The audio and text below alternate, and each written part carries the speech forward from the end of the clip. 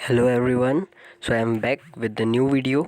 तो इस वीडियो में मैं आपके लिए लेकर आया हूँ बहुत ही अच्छे फिज़िक्स क्लास 11th के क्वेश्चंस, जो कि बहुत ही ज़्यादा एक्सपेक्टेड क्वेश्चंस हैं, जो हमारे एग्ज़ाम्स में पूछे जा सकते हैं और जो बहुत ही ज़्यादा बेसिक हैं। अगर आपने 11th को रिवाइज़ नहीं कर पाया हो, आपके पास टाइम कम पड़ गया था, तो वैसे भी 11th का पोर्शन कम आने वाला है। आप इस वीडियो को देख लीजिए तो आपका इतना काम हो जाएगा। आप वीडियो देखने आए हैं तो पूरी वीडियो ज़रूर देख कर जाना, आधे वीडियो छोड़कर मत जाना। बहुत ही अच्छे क्वेश्चंस लाया हूँ मैं, और मैं अलग अलग सोर्स से उनके स्क्रीनशॉट्स ले लेकर उसका पीडीएफ बनाकर आपके लिए क्वेश्चंस लेके आया हूँ। तो आप बने रहना वीडियो के साथ। और जहाँ पर क्वेश्चन नंबर लिखा है आगे, उसको आप थोड़ा सा इग्नोर करिएगा, क्योंकि ये क्वेश्चन सीक्वेंस में नहीं है। ठीक है, ये जो क्वेश्चंस हैं वो सीक्वेंस में नहीं है, आपको बस क्वेश्चन पे ध्यान देना है। ठीक है, क्योंकि मैं इसको अलग अलग सोर्स से लेकर आया हूँ। ठीक है, सबसे पहले क्वेश्चन को पढ़ते हैं। When a body is subjected to some external force it undergo change in dash which is known as deformation. तो क्या है आंसर? Shape and size. ठीक है, अब इसको आप थोड़ा सा देखेंगे तो क्या है, किसी भी बॉडी पे जब कोई एक्सटर्नल फोर्स लगता है, ठीक है, तो सीधी सी बात है कि उसके अंदर कोई डिफॉर्मेशन होगा, कोई चेंज होगा, तो वो किस में होगा? शेप एंड साइज़ में होगा। ठीक है, ये बल्क प्रॉपर्टी ऑफ मैटर्स का क्वेश्चन था क्लास 11th के। ठीक है, उसके बाद नेक्स्ट क्वेश्चन पे चलते हैं। तो देखो, यंग्स मॉड्यूलस में be defined as the ratio of. Young's modulus जो है वो किसका रेशियो होता है? ठीक है, वो होता है हमारे सिग्मा बाय एप्सिलॉन का। और सिग्मा बाय एप्सिलॉन होता क्या है? Stress upon strain. ठीक है, क्या होता है? स्ट्रेस अपॉन स्ट्रेन का जो रेशियो होता है, याद रखना आप, स्ट्रेस अपॉन स्ट्रेन का जो रेशियो होता है वो क्या होता है हमारा?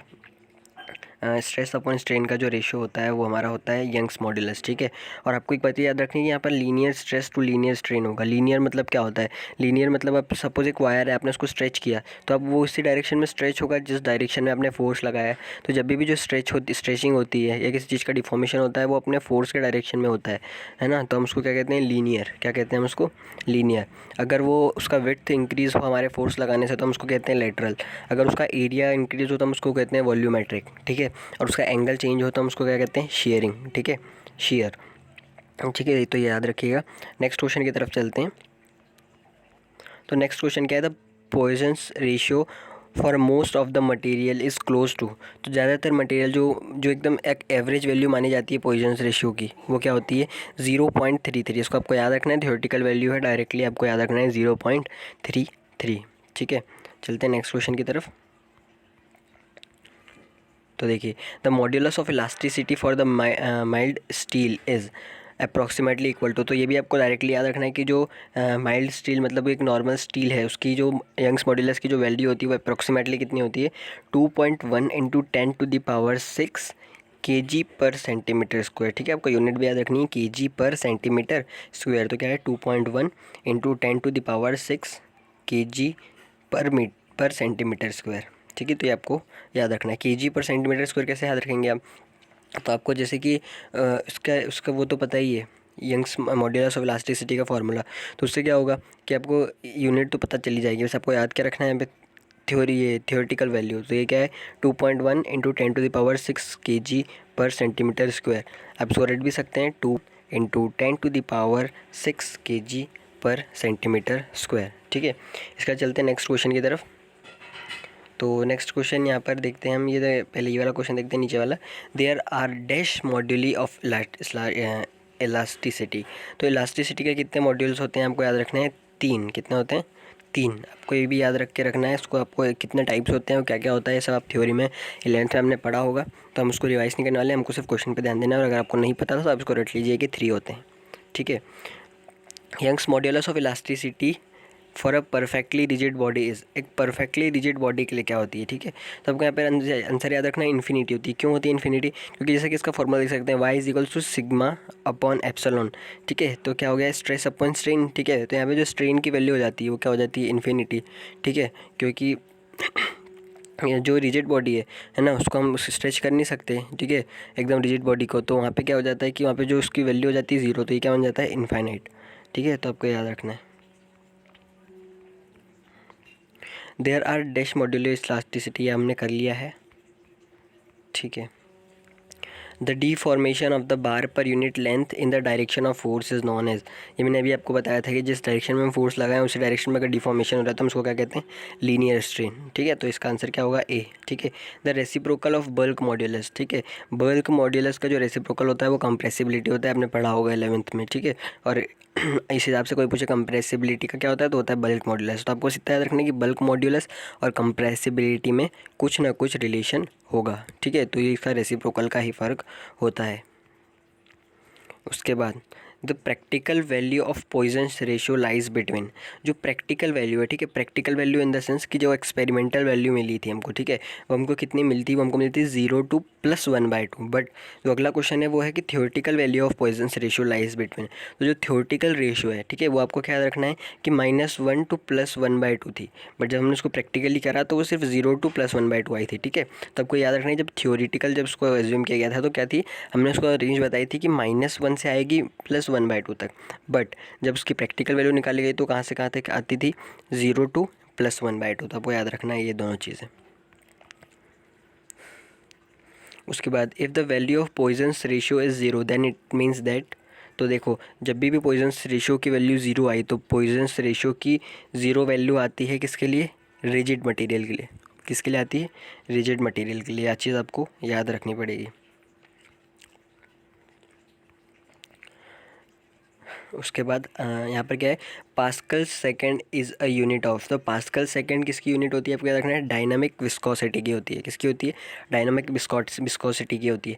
अब देखो यहाँ पर अगर आपको डायरेक्टली आंसर याद नहीं रह पाता है या कुछ नहीं हो पाता है, आप कोई कहेगा कि मुझे रटना नहीं आता है, तो आपको बस यहाँ पर थोड़ा सोचना है। देखो पास्कल सेकेंड, ठीक है, प्रेशर की बात करें तो प्रेशर डायरेक्टली पास्कल या बार में ITM में आता है। ठीक है, तो ये तो हो नहीं सकता। ठीक है, काइनेमेटिक विस्कोसिटी और डायनामिक विस्कोसिटी में हमको कन्फ्यूजन होता, और क्या था, सरफेस टेंशन। तो सरफेस टेंशन का भी ये बिल्कुल नहीं हो सकता। तो हमको याद क्या रखना है कि इन दोनों में से कुछ हो सकता है। ठीक है, ऐसे करके आपने क्या किया, एलिमिनेशन करके आपने दो जो है फॉर्मूले उनको रिमूव कर दिया है। अब आपको दो में से किसी एक को टिक लगाना है, और आपने एक भी बार उस क्वेश्चन को पढ़ रखा होगा कहीं ना कहीं, तो आपको उन दोनों ऑप्शन में से जो एक आंसर है वो तो आपको एक्जैक्टली याद आ ही जाएगा। ठीक है, तो आपको याद रखना है कि इसका आंसर क्या है, dynamic viscosity, pascal second is unit of का। ठीक है, उसके बाद अगले question, the ratio of lateral strain to the linear strain is called. तो ये हमने अभी पढ़ा के आए थे हम, पॉइजन्स रेशियो। ठीक है, उसके बाद क्या है, पर्पस ऑफ वेंचुरीमीटर। ठीक है, वेंचुरीमीटर का पर्पस। ठीक है, तो ये आपने पढ़ा होगा 11th में, वेंचुरीमीटर को टीचर बहुत अच्छे से पढ़ाते हैं 11th में, शायद आपने ध्यान नहीं दिया हो। तो वेंचुरीमीटर वो किस काम आता है, फाइंड डिस्चार्ज। अब फाइंड डिस्चार्ज क्या है ये, तो डिस्चार्ज जब हम बर्नौलीज़ थ्योरम वगैरह पढ़ते हैं तो जब उसमें जब एक पाइप के थ्रू वाटर फ्लो होता है, ठीक है, तो वो जो वाटर उसमें से जब निकल रहा होता है उस प्रोसेस को हम क्या कहते हैं, डिस्चार्ज। तो उसी डिस्चार्ज को फाइंड करने के लिए हमको क्या कौन सी डिवाइस हमारी हेल्प में आती है, venturimeter. Viscosity of fluid varies with. तो किसके साथ चेंज होती है विस्कोसिटी, तो किसके साथ होती है, टेम्परेचर। कोई पूछेगा विस्कोसिटी क्या होती है, तो विस्कोसिटी वो जो पानी में एक भारीपन होता है, एक चिपचिपापन होता है जो वो गिलास के साथ रखता है। ठीक है, जब भी हम किसी भी लिक्विड को, ठीक है, जिसको बोलते हैं ना, उसको हम कहते हैं एधेशन। ठीक है, एधेशन और विस्कोसिटी यही होती है कि कोई पानी कितना गाढ़ा टाइप का है और कोई कितना एकदम लाइट टाइप का है। ठीक है, आप इसको इमेजिन कर सकते हैं। तो ये बोला है कि विस्कोसिटी किस चीज़ पर डिपेंड करती है, तो यहाँ पर pressure, density, temperature and pressure या टेम्परेचर। तो यहाँ पे आपको याद रखना है कि टेम्परेचर पे करती है। ठीक है, जब भी हम टेम्परेचर, ये बहुत बेसिक चीज़ है। आप सोच सकते हैं कि आप चाशनी को देखो, ठीक है, आप चाशनी को जब थोड़ा सा हल्का सा गर्म करोगे तो उसकी जो चाशनी बनती है वो थोड़ी चिपचिपी बनती है, पर उसको आप बहुत गर्म कर देंगे तो वो कैसी बनेगी, एकदम ढीली ढीली सी बनेगी। ठीक है, एकदम पानी जैसी हो जाएगी वो। तो क्या हो रहा है, हम टेम्परेचर चेंज कर रहे हैं तो उसकी विस्कोसिटी में क्या हो रहा है, फ़र्क आ रहा है। Bernoulli's theorems deal with the principle of conservation of energy. बहुत ही सिंपल क्वेश्चन था, आपको तो याद ही होगा। Capillary action is because of. ठीक है, कैपिलरी एक्शन किसकी वजह से होता है, ठीक है, तो कोहेशन और एधेशन के कारण। अब कैपिलरी एक्शन क्या है, कैपिलरी एक्शन एक ऐसा एक्शन होता है जब हमने बर्नौली थ्योरम पढ़ी थी तो हमने देखा था उसमें जो पाइप थी वो अनइवन सरफेस की थी, तो उसमें जो वाटर का फ्लो होने का तरीका था वो हमको इंडिकेट करता था कैपिलरी एक्शन। ठीक है, तो वो किसके कारण होता है, एधेशन और कोहेशन के कारण होता है। ठीक है, ये आपको याद रखना है। Specific weight of water in ऐसा यूनिट। तो स्पेसिफिक वेट जो होता है ऐसा यूनिट का, वो याद करना पड़ेगा, वो होता है 9.807 किलो न्यूटन पर मीटर क्यूब। ये आपको डायरेक्टली याद रखना पड़ेगा, 9.807 किलो न्यूटन पर मीटर क्यूब। ठीक है, बहुत ही क्लोज ऑप्शन है, तो आप इसको कुछ अपनी ट्रिक बना के याद कर सकते हैं। 9.807, ठीक है, किलो न्यूटन पर मीटर क्यूब, या तो फिर आप यूनिट याद रख लीजिए, तो उससे भी आपको लगभग समझ में आ जाएगा। Continuity equation is the law of conservation of mass, ये भी आपको पता ही होगा क्योंकि काफ़ी सिंपल क्वेश्चन था। The rate of change of angular momentum is, the rate of change of angular momentum is क्या, जब भी हमने सपोज एक पेन को रखा हमने अपने बेंच के ऊपर, अपने टेबल के ऊपर, ठीक है, और उसको हमने दोनों कॉर्नर पे हाथ रख के घुमाया, सर्कल में गोल घुमाया, तो उस वक्त उस पर जो फोर्स लगा है वो क्या एंगल के साथ लगा है। ठीक है, उसको हमने सीधा फोर्स लगाया, वो एंगल के साथ लगा है, इसलिए वो रोटेट हो रहा है।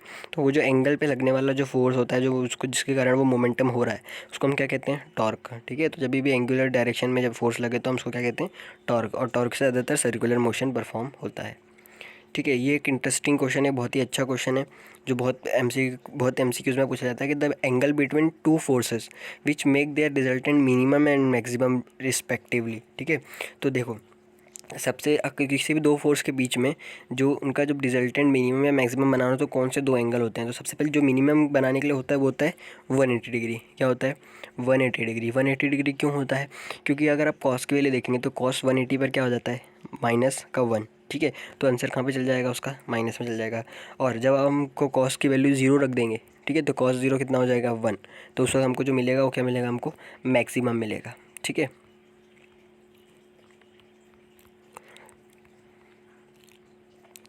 1 newton is equivalent to, 1 newton कितना होता है, 1/9.81 kg वेट। ठीक है, ये आपको याद रखना है।